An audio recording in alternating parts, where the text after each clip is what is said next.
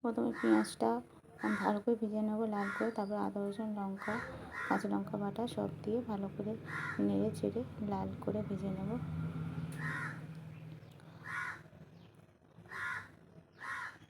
যখন লাল লাল হয়ে এসছে তারপরে এবার লঙ্কা হলুদ আর জিরে গুঁড়োটা দেবো, লঙ্কা গুঁড়ো আর জিরে গুঁড়োটা দিয়ে মাছটা এখানে ভেজে রেখে দিয়েছিলাম আর অল্প করে জল দিয়ে নাড়তে থাকবো যতক্ষণ না তেলটা বেরোচ্ছে।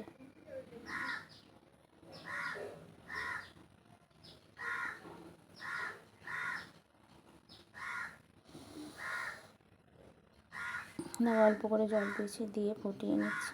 ফুটিয়ে নিয়ে তেলটা ছেড়ে যাবে আস্তে আস্তে। এবার মাছটা দিয়ে দেবো, মাছটা ওর সাথে নেড়ে নেবো, তাহলে মশলাটাও মাছের মধ্যে ঢুকে গেলে খুব ভালো লাগবে খেতে।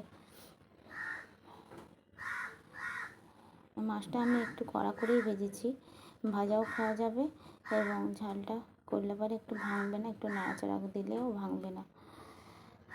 অনেকে হালকা করে ভাজে, আর আজকে মাছটা একটু নরম ছিল বলেই কড়া করে ভেজে এরমভাবে মাছের ঝালটা করি।